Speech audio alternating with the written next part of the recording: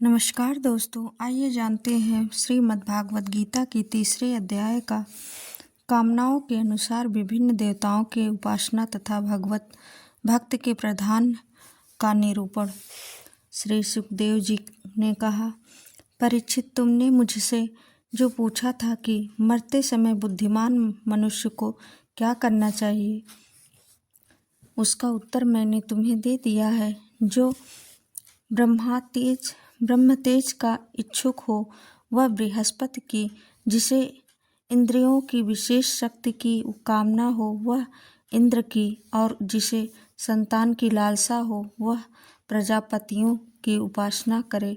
जिसे लक्ष्य चाहिए वह महादेवी की, जिसे तेज चाहिए वह अग्नि की, जिसे धन चाहिए वह वसुओं की, और जिसे प्रभावशाली पुरुषों को वीरता की चाह हो उसे रुद्रों की उपासना करनी चाहिए।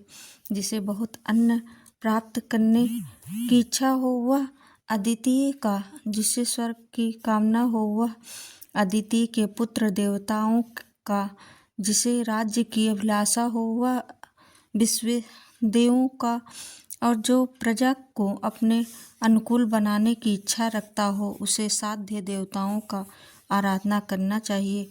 आयु की इच्छा से अविश्वनीय कुमारों का, पुष्ट की इच्छा से पृथ्वी का, और प्रतिष्ठा की इच्छा हो तो लोक माता पृथ्वी और धव आकाश का सेवन करना चाहिए। सौंदर्य की चाह से गंधर्वों की पत्नी की प्राप्ति के लिए उर्वशी की, अप्सरा और सबका स्वामी बनने के लिए ब्रह्मा की आराधना करनी चाहिए। जिसे यश की इच्छा हो वह यज्ञ पुरुष की, जिसे खजाने की लालसा हो वह वरुण की, विद्या प्राप्त करने की आकांक्षा हो तो भगवान शंकर की, और पति पत्नी में परस्पर प्रेम बनाए रखने के लिए पार्वती जी की उपासना करनी चाहिए। धर्म उपार्जन करने के लिए विष्णु भक्त की, वंश परंपरा की रक्षा के लिए पितरों की, बाधाओं से बचने के लिए यज्ञों की, और बलवान होने के लिए मरुद गणों की आराधना करनी चाहिए। राज्य के लिए मनवंतरों के अधिपत्य देवों को अभिचारक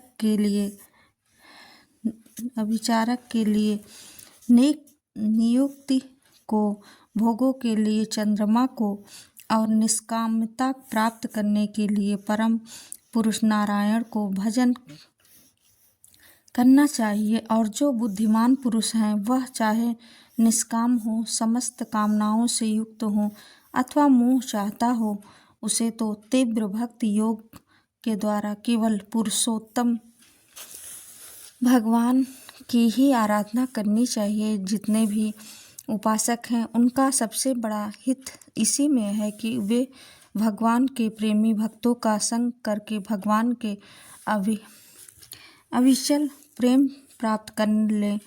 ऐसे पुरुषों के सत्संग से जो भगवान की लीला कथाएं होती हैं उसमें उस दुर्बल ज्ञान की प्राप्ति होती है जिससे संसार सागर की त्रिगुणमयी तरंगमालाओं के थपेड़े शांत हो जाते हैं। हृदय शुद्ध होकर आनंद का अनुभव होने लगता है। इंद्रियों के विषयों में आसक्त नहीं रहती। कैवल्य मोक्ष का सर्वसम्मत मार्ग भक्ति योग प्राप्त हो जाता है। भगवान की ऐसी रसमयी कथाओं का चरका लग जाने पर भला कौन ऐसा जो उसमें प्रेम न करे। शौनक जी ने कहा, सूत जी, राजा परीक्षित ने सुखदेव जी की यह बात सुनकर उससे क्या पूछा। वे सर्वज्ञ होने के साथ ही साथ मधुर वर्णन करने में भी बड़े निपुण थे। सूत जी, आप तो सब कुछ जानते हो, हम लोग उनकी वह बातचीत बड़े प्रेम से सुनना चाहते हैं।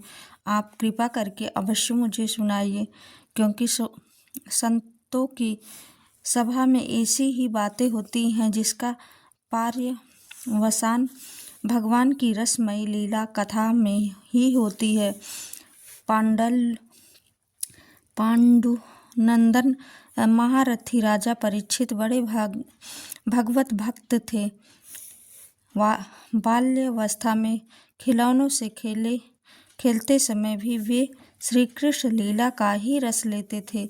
भगवतमय श्री सुखदेव जी भी जन्म से ही भगवत परायण हैं। ऐसे संतों के सत्संग में भगवान के मंगलमय गुणों की दिव्य चर्चा अवश्य ही हुई होगी, जिसका समय भगवान श्री कृष्ण के गुणों के गान अथवा श्रवणों में व्यतीत हो रहा है, उसके अतिरिक्त सभी मनुष्यों की आयु व्यर्थ जा रही है। ये भगवान सूर्य प्रतिदिन अपने उदय और अस्त से उनकी आयु छीनते जा रहे हैं। क्या वृक्ष नहीं जीते? क्या लुहार की धौकनी सांस नहीं लेती? गांव के अन्य पालतू पशु क्या मनुष्य पशु की ही तरह खाते पीते या मैथुन नहीं करते? जिसके कान में भगवान श्री कृष्ण की लीला गाथा कभी नहीं पड़ती, वह नर मन पशु के कुत्ते, ग्रास, सूकर, ऊंट और गधे से भी गया गुजरा है।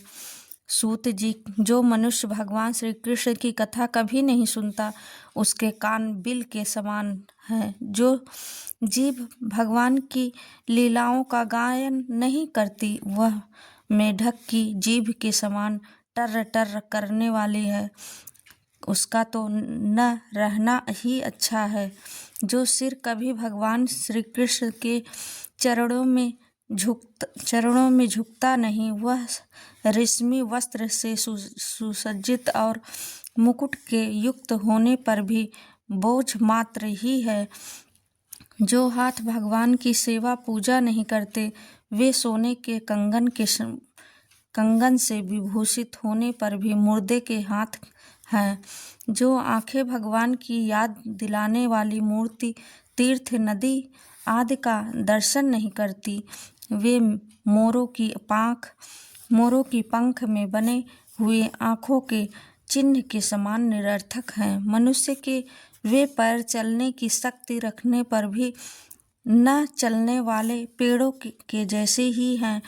जो भगवान की लीला स्थलियों की यात्रा नहीं करते, जिस मनुष्य ने भगवत प्रेमी सत्संगों के चरणों की धूल कभी सिर पर नहीं चढ़ाई, वह जीता हुआ भी मुर्दा है।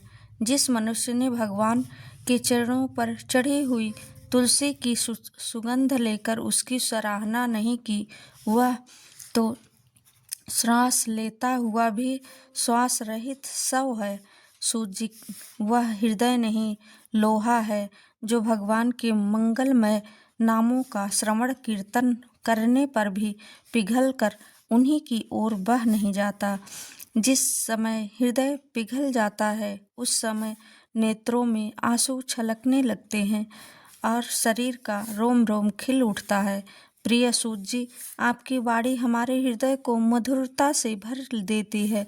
इसलिए भगवान के परम भक्त आत्मविद्या विशारद श्री सुखदेव जी ने परीक्षित के सुंदर प्रश्न करने पर भी जो कुछ कहा, वह संवाद आप कृपा करके हम लोगों को सुनाइए।